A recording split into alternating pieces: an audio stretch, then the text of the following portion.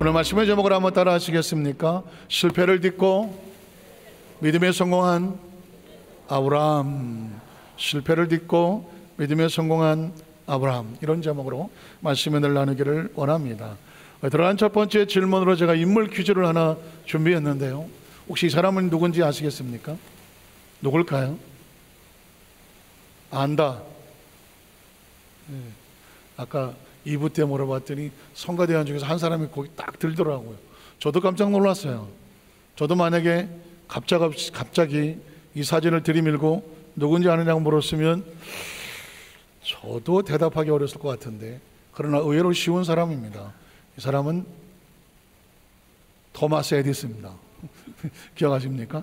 토마스 에디슨은 우리 초등학교 교과서부터 아는 사람이죠. 두 번째 질문, 이 사람은 어느 나라 왕일까요? 별명이 왕인데 어느 나라 왕일까요? 발명나라 왕입니다. 그래서 발명왕 에디슨이라고 말합니다. 그럼 세 번째 질문, 이 사람이 말했던 유명한 명언을 기억하십니까? 발명왕 에디슨이 이런 말을 했죠. 실패는 바느질의 어머니, 실패는 성공의 어머니라고 말했습니다. 실제로 이 사람은 무수히 많은 실패를 겪었습니다. 자료를 찾아봤더니 전구를 만날 때 그 필라멘트를 전구를 통해서 빛이 나오도록 성공하는데 1999번을 실패했다고 합니다. 그리고 2000번 만에 필라멘트에 빛이 나오도록 만들었답니다. 자, 이렇게 성공하고 나니까 이제 전구를 만들어야 되겠죠. 그 전구를 만들어서 방 안으로 빛이 들어오게 만드는 이 전구를 만들기 위해서 무려 19,999번을 실패했다고 합니다. 2만 번째 성공했다고 합니다. 약간 숫자가 조작된 느낌이 없진 않아요. 2000번 만에, 2만 번 만에. 그러나 중요한 것은 엄청난 실패를 딛고 나서 마침내 발명왕 에디슨 전구를 만들어냅니다. 그 사람은 이런 말을 하죠. 나는 실패한 것은 아니다. 실패가 무기력한 것도 아니고 무의미한 것도 아니다. 그 실패는 성공을 만들기 위한 과정이었을 뿐이다. 실패를 무의미하다고 말하지 않습니다. 여러 가지 길을 찾아가다 보니까 아닌 길을 건너갔고, 아닌 길들을 다 헤치다 보니까 마침내 옳은 길을 발견했다는 거예요. 맞는 말이죠. 안 되는 길을 막 찾다가 결국 되는 길을 찾았다는 것입니다. 안 되는 길이 없으면 되는 길을 못 찾았다는 거죠. 그러니까 실패를 성공의 어머니라고 말할 만한 겁니다. 여러분, 신앙생활도 마찬가지입니다. 저와 여러분 이제껏 살면서 무수히 많은 실패를 했습니다. 실패를 한 번도 안 했다고 말할 사람은 아무도 없습니다. 넘어지고 깨어지고 엎어져 봤을 거 아닙니다. 때로 시험에도 들고 무기력하게 무너져 보기도 했을 것 아닙니까? 그러나 기억하십시오.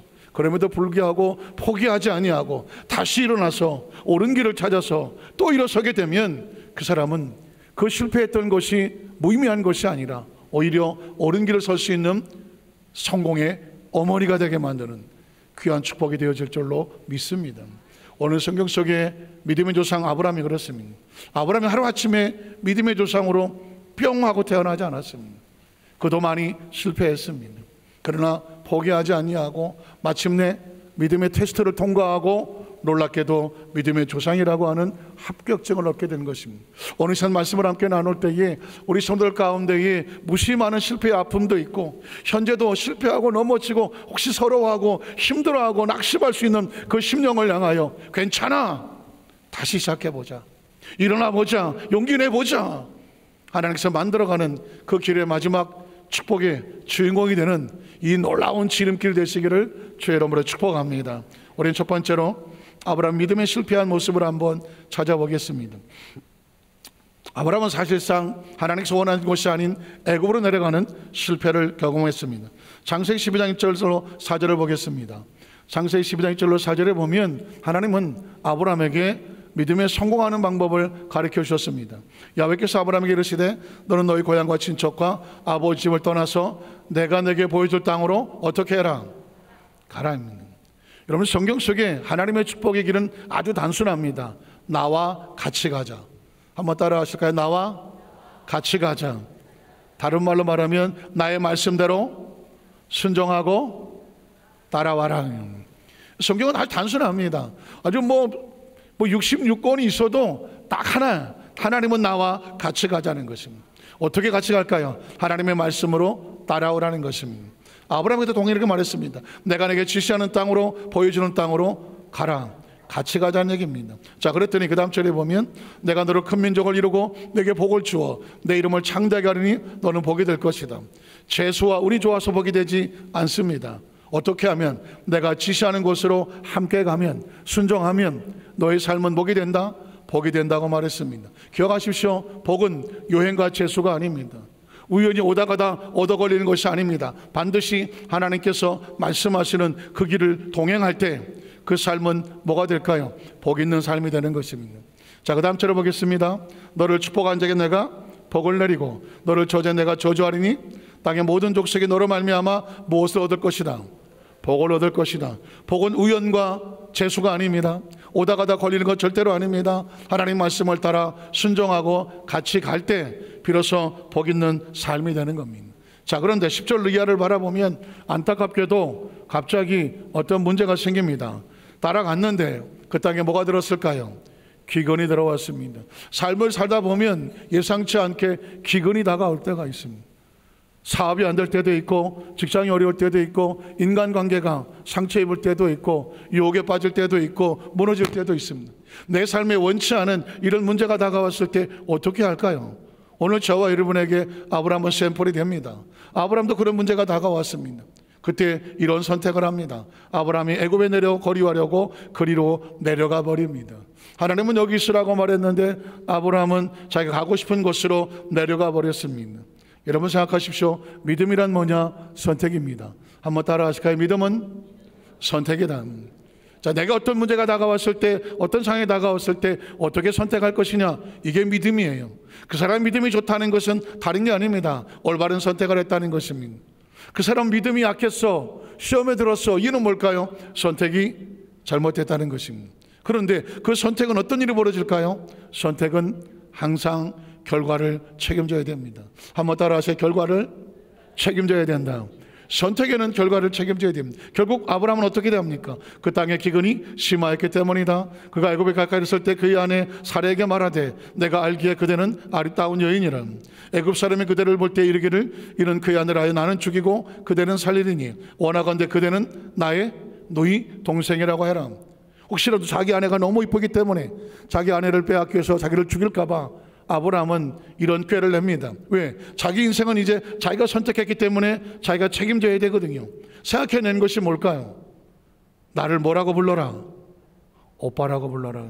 한번 따라해 보실까요? 오빠. 오빠라는 단어는 이상하게 종이 가는데, 오빠. 마치 박현빈의 오빠 한번 믿어봐, 뭐 이랬을까? 어쩌면 이런 노래를 불렀을지도 모르겠어요.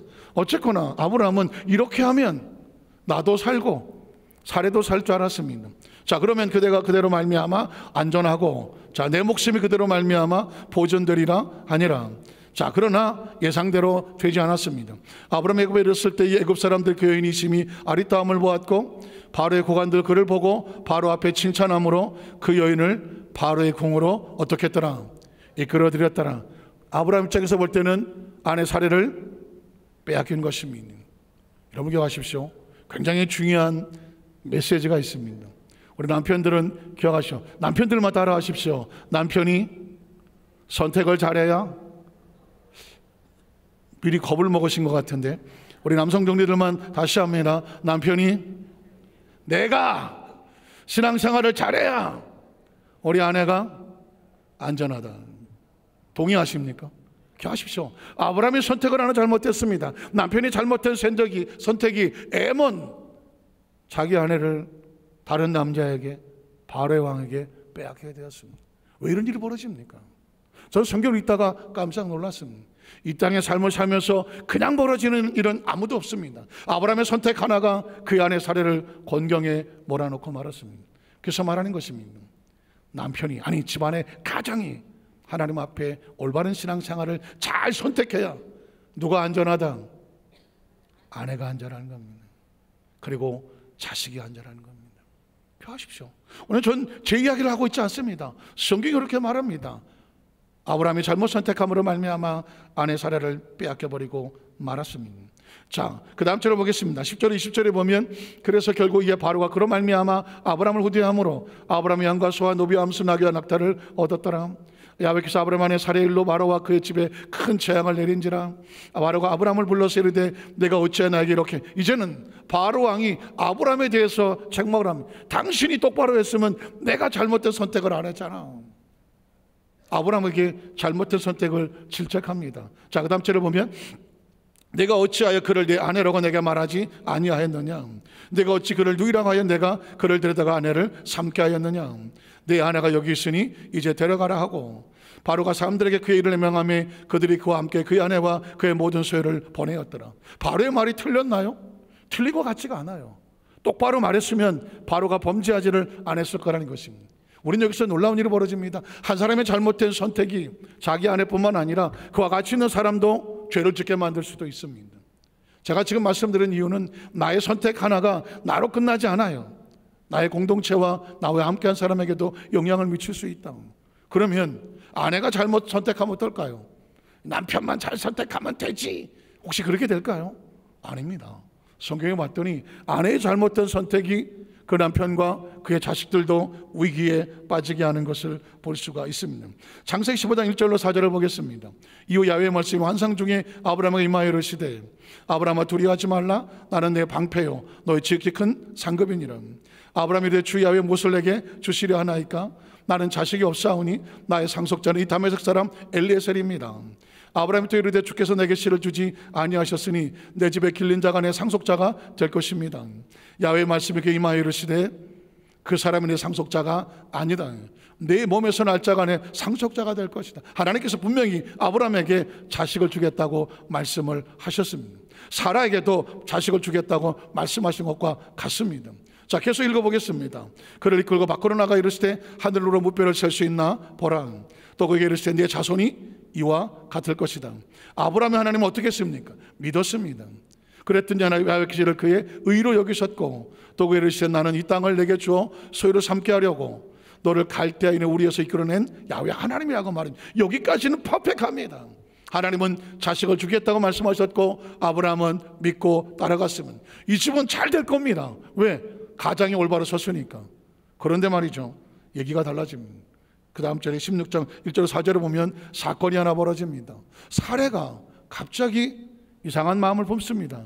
아브라함 안에 사레는 출산하지 못하였고 그에게 한 요정이 있으니 애굽 사람의 이름은 하갈이란. 사레가 아브라함에게 이렇게 말합니다. 야훼께서 내 출산을 허락하지 아니하셨으니 원하건대 누구에게로 들어가라? 내 여종에게로 들어가라. 이건 하나님의 뜻이 아닙니다. 사레가 갑자기 이상한 생각을 하고 아브라함에게 종용을 하는 것입니다. 그리고 설득합니다. 내가 그로 말미암아 자녀를 얻을까 하노라 하며 아브라함이 사레의 말을 들어야 됩니까? 듣지 말아야 됩니까? 우리 남편들만 따라합니다. 아내가 혹시 아무도 안 따라하시네. 아내가 혹시 잘못된 선택을 요구하더라도 절대로 하나님 말씀이 아니면 들어야 된다, 듣지 말아야 된다. 근데 이걸 왜 여성 동지들이 크게 말하는 거예요? 아브라함은 사레의 말을 안 들으니라 해야 되잖아요. 그런데 아브라함이 내내 말을 안 듣다가 사레의 말을 들으니라 공모가 되고 말았습니다. 자, 그럼 어떤 일이 벌어질까요? 여러분 보십시오. 인생은 심은 대로 거둡니다. 신앙 안에도 마찬가지입니다. 잘못 심은 것 절대로 좋은 결과 얻을 수 없습니다. 기억하십시오. 자, 잘못 심어집니다. 어떤 일이 벌어질까요? 자, 그 다음 절 보겠습니다. 아브라함 안에 사레가 그 여종 애굽 사람 하갈을 데려다가 그 남편 아브라함의 첩으로 주었습니까? 잘 되겠습니까? 아브라함이 가나안 땅에 거주한 지 10년이 후가 지났습니다. 자, 아브라함이 하갈과 동침하였습니다. 하갈이 임신함에 그가 자기에게 임신함을 알고 그 여종을 멸시하기 시작했습니다. 하갈에 보십시오. 임신하고 나니까 그 여주인을 존경하겠습니까? 아닙니다. 이게 누구의 잘못입니까? 하갈의 잘못인가요? 아닙니다. 결과 나중에 어떤 일이 벌어집니까? 하갈이 아들을 낳습니다. 그 아들의 이름이 이스마엘입니다. 지금 이스라엘의 조상입니다. 나중에 이삭이 또 생산하게 됩니다. 사례를 통해서 이삭이 낳습니다. 성경에 보면 뭐라고 말하는지 아십니까? 이스마엘이 이삭을 조롱하고 그리고 못 살게 굴었다고 말하고 있습니다. 기억하십시오. 이삭은 무슨 죄가 있습니까? 무슨 죄가 있어서 이스마엘에게 조롱당하고 구박을 당합니까? 누구 때문입니까? 사레 때문입니다. 사레가 잘못 선택하여 남편 아브라함이 같은 잘못을 동조하게 됐고, 그래서 약속의 땅에 태어난 이삭이 안타깝지만 자 이스마엘에게 조롱당하는 존재로 전락해버립니다. 무엇이 잘못됐습니까? 첫 단추가 잘못된 것입니다. 기억하십시오. 제가 여러분에게 말했습니다. 남편이 신앙생활을 잘해야 아내가 안전합니다. 이삭이 아멘을 안 하시는, 잘 안 들리십니까? 다시 합니다. 남편이 신앙생활을 잘해야 아내가 안전하다. 확실합니까? 그런데 여기서 이 성가대에서 아내들만 아멘을 하는 듯한, 아내가 신앙생활을 잘해야 남편이 다른 길을 안 갑니다. 부모가 신앙생활을 잘해야 내 자식이 조롱을 당하지 않습니다. 기억하십시오. 부모가 신앙생활을 잘해야 정말 이삭 같은 내 자식이 세상에 조롱당하지 아니하십니다. 하나님께서 그 자녀를 통해서 하시고 어떤 일을 마음껏 할 수가 있습니다. 제가 좀 더 충격적인 예를 하겠습니다. 여러분, 지금 현재의 나는 누가 만들었습니까? 그런 생각해 보셨습니까? 지금의 현재의 나, 여러분 각자 지금 연세의 나이에 맞게끔 나는 지금 누가 만들었을까? 누가 만들었을까요? 과거에 내가 현재의 나를 만들었습니다. 한번 따라 하실까요? 과거에 내가 현재의 나를 만들었다. 여러분 보십시오. 과거에 내가 없이 현재의 내가 있나요? 생각해 보십시오. 여러분의 유년 시절 10대, 20대, 30대, 40대, 50대, 60대, 또 더 연세가 드신 분은 70대, 80대, 그 지나간 과거의 내가 현재의 내 모습을 만든 겁니다. 지금 이 자리 예배를 지키고 있는 여러분은 정말 소중한 지나간 과거를 갖고 있는 겁니다. 아프고 힘들고 실패하고 낙심하고 병들고 무너지고 있었던 지나간 과거 있었다고 할지라도 일어섰기 때문에 이 자리에 있는 겁니다. 지나간 과거가 우리를 지켜주었기 때문에 지금 현재의 예배자가 되어 있는 겁니다. 만에 하나 10대에 무너졌다면, 20대에 무너졌다면, 30대에 무너졌다면, 40대, 50대에 아니 지난 일주일 전에 내가 무너졌다면, 일주일 전에 내 모습이 세상에 무너졌다면 지금의 내 모습은 없는 겁니다. 지금 이 자리에 없단 말입니다. 아니 어저께 무너진 사람이 있다면 오늘 이 자리에 없는 겁니다. 굉장히 정신 바짝 차려야 될 메시지죠. 묻습니다. 여러분의 미래는 누가 만들까요? 여러분의 미래는 누가 만들어요? 현재의 내가 만듭니다. 기억하십시오. 현재의 내가 미래의 나를 만든다. 이해가 잘 안 되시죠? 여러분의 미래를 생각해 본 적이 있으신가요? 여러분이 지금 50입니다. 자, 60대의 내 모습을 상상해 본 적이 있은가요? 70대의 내 모습 생각해 본 적이 있나요? 뒤집어 말하면 그 여러분이 50대예요. 60대의 내가 여러분의 50대의 나를 향하여서 제발 10년 동안 잘 살아달라, 60대의 내 모습을 네가 잘 만들어달라 하고 외치는 미래의 내 모습의 그 부르짖음을 기억하십니다. 미래의 내 모습은 두려워 떨고 있지 않을까요? 현재의 내가 혹시라도 잘못 갈까봐, 무너질까봐, 더러워질까봐 여러분 두려워하고 있지 않을까요? 제가 그전에 한번 이런 간증을 드렸습니다. 한 35세 제가 여교순복음교회에서 조목사님 비서실장을 마치고 온당교회 담임 목사를 했습니다.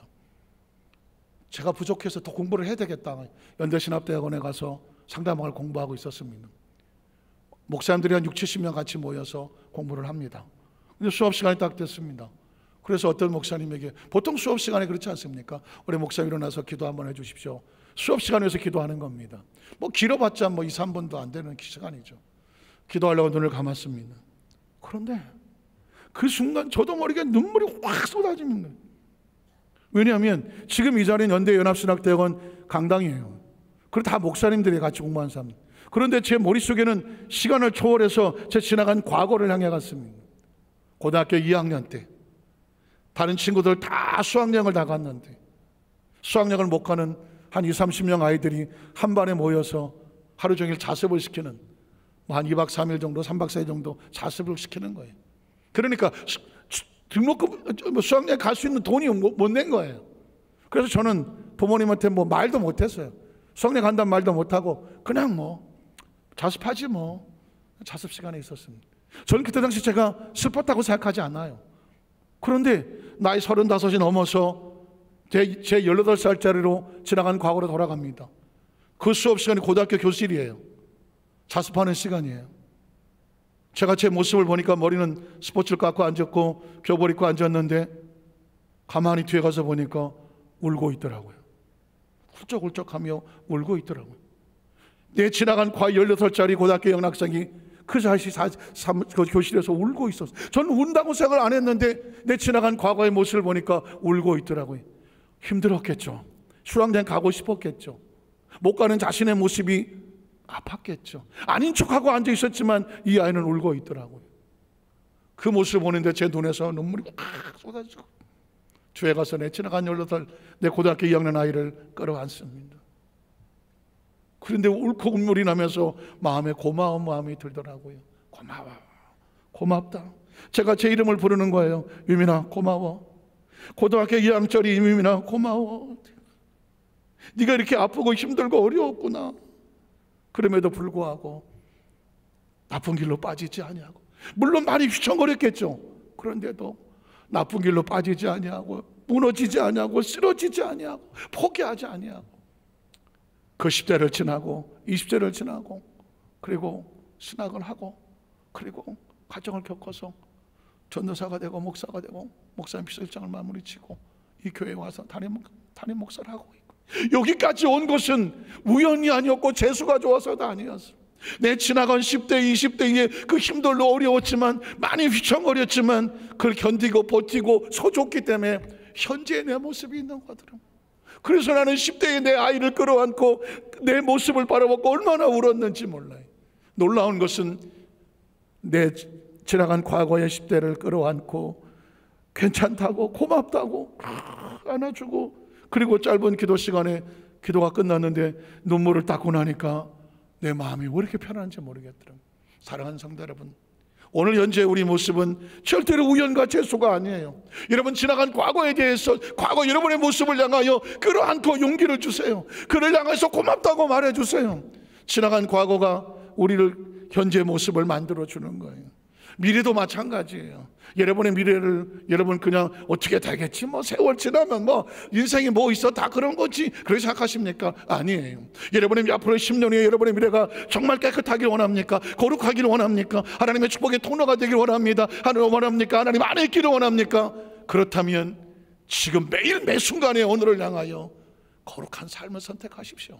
깨끗한 삶을 선택하십시오. 하나님과 동행하는 삶을 선택하십시오. 하나님 안에 거하십시오. 어떤 죄와 유혹이 다가온다고 할지라도 그걸 과감하게 던져버리고 기꺼이 여러분을 지켜내십시오. 그래야 여러분의 미래가 10년 후 20년 후 여러분을 지켜보고 기다리고 있는 저와 여러분의 미래가 그때 됐을 때 우리를 끌어안고 이렇게 말할 겁니다. 고맙다고. 그때 네가 잘 지켜줬기 때문에 현재가 여기까지 올 수 있었는 거라고. 오늘 성경은 우리에게 이 메시지를 줍니다. 아브라함이 여기서 무너져 버렸더라면, 놀랍게도 무너졌더라면 나머지는 아무도 없었을 겁니다. 그런데 여러분 기억하십시오. 하나님은 이 아브라함을 무너뜨리지 않습니다. 다시 일으켜서 회복을 시킵니다. 두 번째 생각할 것은 뭐냐면 하나님은 아브라함의 믿음을 시험해 보셨다는 것입니다. 창세기 22장 1절에 보겠습니다. 그 일이 하나님의 아브라함을 시험은, 이 시험이라는 단어가 나오면 제가 항상 짚고 넘어가는 게 두 가지 단어가 있습니다. 하나님의 시험이 있고 마귀의 시험이 있죠. 하나님은 시험한다고 했을 때 영어로 테스트를 씁니다. 테스트라고 하는 것은 무너뜨리려고 하는 것이 아니라 잘 점검을 해서 그 다음 단계로 나가게 하려고 하는 그런 시험을 테스트라고 말합니다. 마귀는 우리를 테스트하지 않습니다. 마귀는 우리를 템테이션, 유혹을 합니다. 유혹은 뭘까요? 잡아 끌어서 함정에 빠지게 하려고 하는 것입니다. 여러분 같은 단어지만 시험의 의미는 다릅니다. 하나님 우리를 어떻게 하신다고요? 잘 점검해서 무장시켜서 올리려고 하는 것이 시험이에요. 하나님은 아브라함을 테스트합니다. 그를 부르시되 아브라함아 하시니, 자 시험 문제가 나옵니다. 그 아이를 내가 여기 있나이다. 2절에 보니까 야훼께서 이르되 내 아들 내 사랑하는 독자 이삭을 데리고 모리아 땅으로 가서 내가 내게 일러주는 안산 거기서 그를 번제로 드리라. 덜커덕 시험 문제가 나왔습니다. 자 시험 문제는 어떻게 정답을 쓸 것이냐, 이게 중요하죠. 믿음은 딴 게 아닙니다. 선택이라고 말했습니다. 시험에 대접하는 것도 마찬가지죠. 내가 어떤 선택을 할 것이냐. 자, 그런데 아브라함만 시험하지는 않으셨습니다. 요셉을 시험하게 됐습니다. 창세기 39장 7절로 9절에 보면 그 후에 그의 주인의 아내가, 자, 보디발 장군의 아내가 요셉에게 눈짓을 하면서 동침하기를 정함이니, 요셉에게는 청천벽력 같은 사건이 벌어졌습니다. 요셉은 태어난 지 얼마 안 돼서 그의 어머니를 잃었습니다. 자라는 과정 속에서 엄마라고 불러본 기억이 없습니다.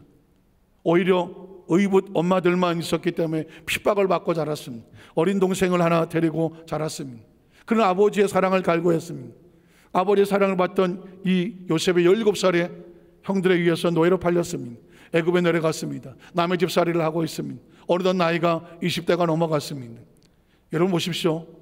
엄마라고 불러본 기억이 없는, 죄송한 얘기지만 엄마 품을 늘 갈구하고 있는, 이제 20대가 넘어섰습니다. 혈기방장한 청년입니다. 이성의 유혹이 가장 예민할 때입니다. 누군가의 따뜻한 말 한마디에 쉽게 넘어갈 수 있는 그런 상황이었습니다. 이런 약점을 노리듯이 한 40대 중반의 관능미를 가지고 있는 보디발 장군의 아내가 온갖 치장을 하고, 그리고 온갖 향수를 뿌려대면서 요셉을 유혹하는 겁니다. 어쩌면 이랬을지도 모릅니다. 야, 네가 내 말만 들어주면 네 앞길은 내가 책임져 줄게, 그랬을지도 모릅니다. 요셉에게 가장 불안한 부분 아니겠습니까? 그런데 성경 보니까 요셉이 뭐 합니까? 거절을 합니다. 거절합니다. 자기 주인의 아내에게 이르되 이렇게 말합니다. 거절하는 주인 이유입니다. 내 주인이 집안의 모든 소유를 간섭하지 아니하고 다 내 손에 위탁했습니다. 그러나 이 집에 나보다 큰 예가 없으되 주인이 아무것도 내게 금하지 않았지만 금한 곳이 있는데 오직 주인의 아내를 손댈 수 없는 거죠. 주인의 아내는 당신뿐이니 손대지 말라고 주인이 말했습니다. 그러므로 어떻게 당신 그의 아내임이라 그런즉 내가 어찌 이 큰 악을 행하여 하나님께 죄를 짓겠습니까? 중요한 단어입니다. 어쩌면 요셉은 그의 꿈을 이렇게 생각했을까요? 내가 나이 30이 되면 이 모든 과정을 지나고 난 다음에 이 애굽의 국무총리가 되게 할 것이다. 설마 국무총리인지는 모르겠지만 하나님이 높여놓으신 그 자리가 있을 것이다. 그 자리에 가기까지 나는 어떤 유혹에도 넘어가면 안 된다. 어떤 세상의 것들을 타협하면 안 된다. 왜? 나에게는 꿈이 있기 때문에. 어쩌면 이 17살짜리가 이제 20살쯤 넘었겠지만 이 요셉의 판단이 나이 30이 되었을 때 기다리고 있는 30세 요셉, 총리가 되어 있는 요셉, 그 모습을 가슴에 품었기 때문에 현재를 이겨내지 않았겠습니까? 제가 아까 말씀드렸습니다. 우리 현재를 어떻게 살아야 되느냐? 여러분의 미래를 머릿속에 꿈꾸십시오. 어떤 존재가 되길 원하십니까? 어떤 20대, 30대, 40대, 50대, 67대 그런 삶을 살기를 원하십니까? 그 모습이 거룩하고 깨끗하길 원한다면 지금 내게 있는 유혹을 이겨낼 수 있기 때문입니다. 아니, 미래가 어떻게 된 내가 어떻게 알겠어? 현재가 중요하지 라고 사는 사람은 현재를 망치는 것이 아니라 미래도 망치는 겁니다. 요셉은 놀랍게도 이렇게 말합니다. 내가 어떻게 이 큰 악을 행하여 하나님께 죄를 짓겠습니까? 그 죄를 지음으로 말미암아 내 미래에 하나님 만들고자 하는 그 모든 사람을 실망시키고 무너뜨리겠습니까? 라고 단호한 고백을 하는 겁니다. 여러분, 어떤 위기가 다가왔을 때, 유혹이 다가왔을 때, 갈등이 다가왔을 때 여러분 이 말을 기억하십시오. 내가 어떻게 이 악을 행하여 하나님께 죄를 짓고 내 미래에 나를 향하여 죄 지은 인간이 되게 할 것인가? 이쯤 생각하면 정신이 번쩍 나겠죠. 여러분 보십시오. 10절 12절을 보겠습니다. 여인이 날마다 요셉에게 칭합니다. 그럼에도 불구하고 이 여인은 요셉을 포기하지 않습니다. 그랬더니 요셉이 듣지도 아니하며 동침하지 아니할 뿐더러 함께 있지도 아니하더라. 그러할 때 요셉이 그 일을 하러 가 그 집에 들어갔더니 그 집사람도 하나도 거기에 없었더라. 그 여인이 그의 옷을 잡고 이르되 나와 동침하자 작정하고 덤벼들었습니다. 그러나 요셉이 자기 옷을 그의 여인의 손에 버려두고 밖으로 뛰어나가 버리고 말았습니다. 여러분, 이건 선택입니다. 이 선택 하나가 요셉의 미래를 마침내 하나님께서 국무총리를 세게 하시는 그런 축복의 발판이 된 줄로 믿습니다. 신명기 8장 1절로 4절에 보면 이스라엘 백성들을 시험하면서 하나님의 마음을 고백합니다. 내가 오늘 명하는 그 모든 명령을 너희는 지켜 행하라. 그러면 너희가 살고 번성하고. 제가 아까 말씀드렸습니다. 하나님께서 원하시는 것은 딱 하나예요. 나와 같이 가자. 내 말씀 안에 거하자. 그러면 하나님 안에 말씀 안에 거하면 네가 살고 번성하고 야훼께서 너희 조상들의 맹세한 땅에 들 것을 차지하게 하겠다고 말씀하셨습니다. 계속 성경은 이어집니다. 네 하나님 야훼께서 그럼에도 불구하고 이 40년 동안에 내게 어디를 걷게 하셨습니까?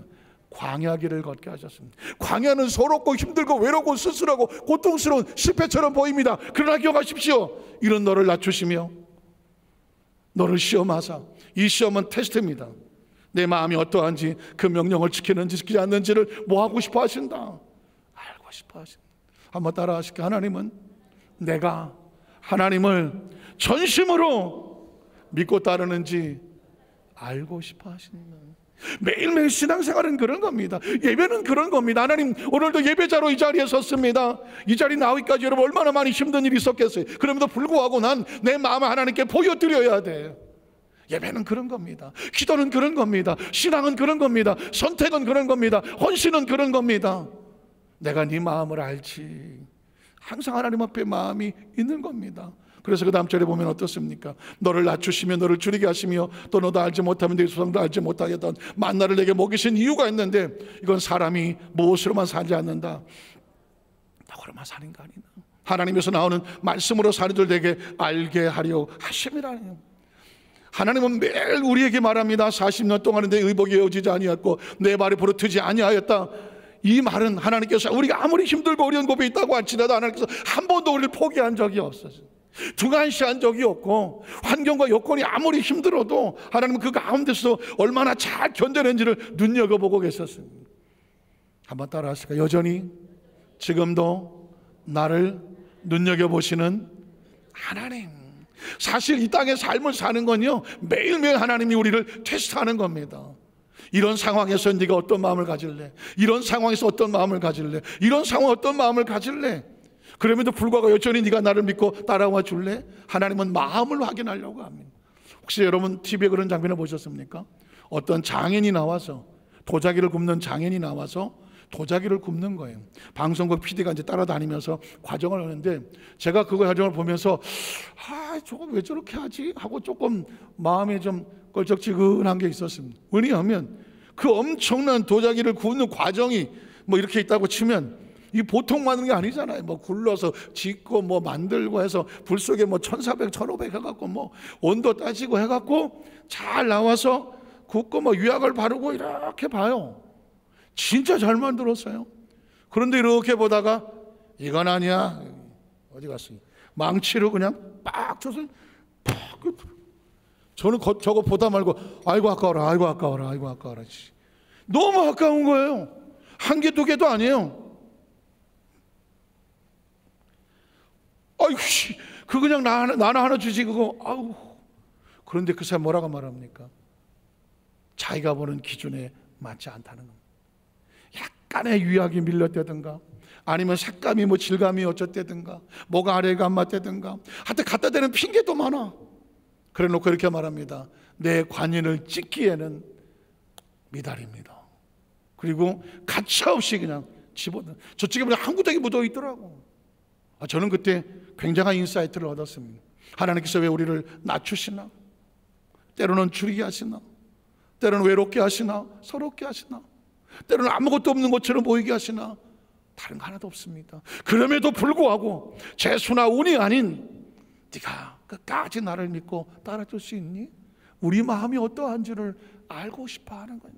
저는 간절하게 기도합니다. 저는 우리 여도수 만삭교회 성도는 반드시 하나님 안에서 복 있는 성도를 만들어야 되고요, 성공적인 성도를 만들어야 되고요, 여러분의 미래가 반드시 후회 없는 삶을 만들어야 될 책임이 저한테 있기에 간절히 기도합니다. 하나님, 우리 여도수 만삭교회 성도들은 하나님 보시기에 정말 기준에 합격하고 흡족할 만한 축복의 주인공들이 되게 하여 주시옵소서. 왜냐하면 그래야 그토록 눈물로 기도하고 약속했던 축복의 문이 열리기 때문입니다. 마지막 세 번째로 하나님께서 마지막 시험에 통과하여 약속의 축복을 받게 하는 아브라함의 모습입니다. 자, 창세기 22장 1절로 10절을 보면 아브라함이 시험지 답안을 씁니다. 여러분이 내가 하나님 앞에 신앙생활을 어떻게 해야 되지? 어떤 답안을 써야 되지? 궁금하시거든. 이 아브라함의 답안을 컨닝을 하십시오. 세상에 목사가 성도들한테 컨닝하라고 그러니까 이거는 컨닝하셔야 돼요. 아브라함의 답안을 반드시 카피하셨다가 컨닝하십시오. 자, 읽어봅니다. 그 일이 하나님이 아브라함을 시험하시려고 그를 부르시되 아브라함 하시니 그가 이르되 내가 여기 있나이다. 야훼께서 이르시되 내 아들 내 사랑하는 독자 이삭을 데리고 모리아 땅으로 가서 내가 일러주는 산 거기서 그를 번제로 드리라. 시험 문제죠. 자, 아브라함이 아침에 일어나 나귀 안장을 치우고 두 종과 그 아들 이삭을 데리고 번제에 쓸 나무를 쪼개가지고 떠나 하나님 자기 일러준 곳으로 가더니 제3일에 아브라함이 눈을 들어 그것을 멀리 바라본지라. 이 아브라함이, 야, 글씨가 나보다 빨리 가려고 그러나 했네. 그렇지 않아, 내가 열심히 빨리 읽고 있는데. 이 아브라함이 종들에게 이르되 너희는 나귀와 함께 여기서 기다리라. 내가 아이와 함께 저기 가서 예배하고 우리가 너희에게로 돌아오리라 하고. 자, 아브라함이 번제나무를 가져다가 그 아들 이삭에게 지우고 자기는 불과 칼을 손에 들고 두 사람이 동행하더니 이삭이 그 아버지 아브라함에게 말하 이르되 내 아버지 하니 그가 이르되 내 아들아 내가 여기 있노라. 이삭이 이르되 불과 나무는 있거니와 번제를 얻는 양은 어디 있습니까? 자, 여러분 기억하십시오. 아브라함이 답안지를 씁니다.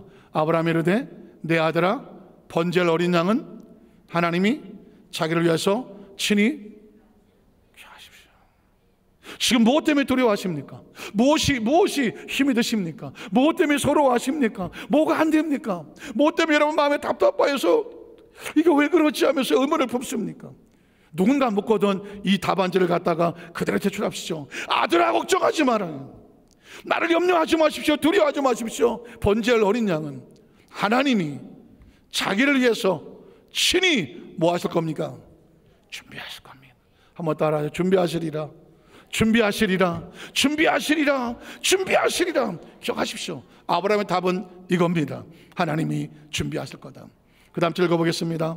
이 두 사람 함께 나아가서 하나님께 일러준 곳이 이른지라. 이 아브라함이 곳에 제단을 쌓고 나무를 버려놓고 그 아들 이삭을 결박하여 제단 나무에 놓고 손을 내밀어 칼을 잡고 아들을 잡으려 했더니 이제 11절 이하를 보면 하나님의 채점이 나옵니다. 이 답안이 과연 맞을까요? 야훼 사장 하늘에서부터 그를 불러 이르실 때 아브라함 알아보나 하신지라. 아브라함이 이르되 내가 여기 있나이다 하매 자자가 이르실 때 그에게 내 손을 대지 말라. 그에게 아무 일도 하지 말라. 내가 네 아들 내 독자까지도 내게 아끼지 아니했으니 한번 따라하세요. 내가 이제야 네가 하나님을 경외하는 줄을 아노라. 이게 합격입니다. 다른 말로 말하면 합격입니다. 하나님 소리 알고 싶은 건 뭐예요? 네가 나를 그 상황 속에서도 끝까지 나를 경외하느냐. 전여대 수만사교회 성도들이 정말 이 상황 속에서 내가 뭘 어떻게 해야 되지 할 상황 속에서 그 사람은 나를 경외하는 사람이다. 지금 제가 인생을 요만큼 살아보니까 신앙생활을 요만큼 하고 봤더니 이제 뭔가 철이 드는 게 하나가 있는데 하나님은 다른 게 없더라고요. 너 그 상황 속에도 나를 끝까지 믿고 경외하는구나, 믿어주는구나, 의지하는구나. 다른 사람들이 어떻게 하려고 그래 그럴 때에 아버지께서 친히 자기를 위해서 준비하실 거야. 난 믿어. 그분의 손에 기꺼이 믿고 나갈 때에 그분이 이렇게 말합니다. 내가 너에게 원하는 건 다른 게 아니야. 끝까지 나를 경외해 주기를 원하는 거라. 그랬더니 어떤 일이 벌어집니까? 하나님의 마음의 문이 열리면 하늘 문이 열립니다. 그리고 내 삶의 환경의 문이 열리는 겁니다. 자, 15절 읽어봅니다. 내가 네 아들 내 독자까지 내게 아끼지 아니하였으니 내가 이제야 내가 하나님을 경외하는 줄을 아노라.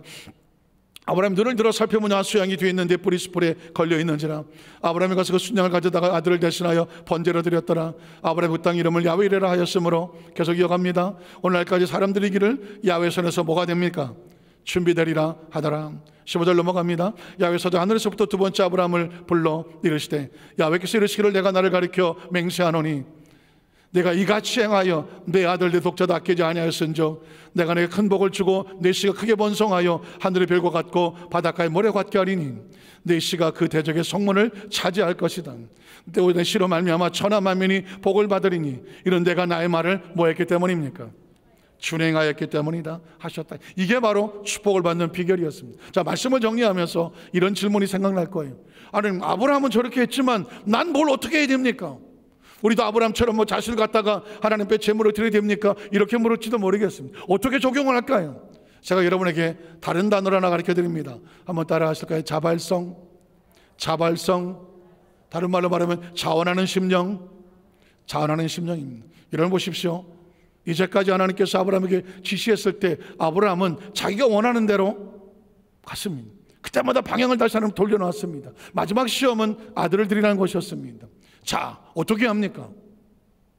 혹시 여러분 서양 속담에 말을 호숫가까지 데려갈 수는 있다. 그러나 마시느냐 안 마시는 누구에게 달렸다? 말에게 달렸습니다. 그런 거 하죠. 내가 여기까지는 내가 해줄 수 있어. 네가 이걸 하느냐 안 하느냐 너한테 달렸어. 그때 스스로 선택하는 것을 자발성이라고 말합니다. 이스라엘 백성이 가나안 땅에 오기까지 출애굽은 누가 시켰습니까? 하나님이 시켰습니다. 홍해수는 누가 열었습니까? 하나님이 열었습니다. 만나와 메추리 누가 주었습니까? 하나님이 주셨습니다. 구름 기둥 불 기둥 누가 인도했습니까? 하나님이 인도했습니다. 자, 가나안 땅에 갔다 나왔습니다. 들어갈래 안 들어갈래는 누가 선택합니까? 이스라엘 백성 선택하는 겁니다. 마지막에 대해 선택은 자발성으로 하는 겁니다. 10명의 정탐꾼은 안 들어가겠다고 말했습니다. 그럼 들어가지 마. 2명의 정탐꾼은 들어가겠다고 말했습니다. 그럼 너는 들어가자. 이해가 되십니까? 예수를 믿는다는 것은 예수 믿고 구원받고 하나님의 자녀가 되었습니다. 우린 모두 다 죄사함을 받았고 성령의 충만함을 받았고 치유의 축복을 얻었고 부의 축복을 얻었으며 천국의 소망이 있습니다. 자, 여기까지 왔습니다. 천국은 어떻게 열릴까요? 들어가고 안 들어가는 누가 책임집니까? 우리가 선택하는 겁니다. 예수를 믿느냐 안 믿느냐 누가 선택합니까? 우리가 선택합니다. 내가 죄사함을 받기 위해서 회개하느냐 안 하느냐 누가 선택합니까? 내가 선택하는 겁니다.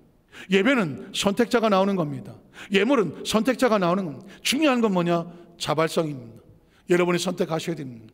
내가 정말 올바른 남편이 되겠다 선택을 하면 내 아내는 안전한 겁니다. 내가 언제나 좋은 정말 신앙 좋은 믿음의 아내가 되기를 소원한다. 스스로 선택하십시오.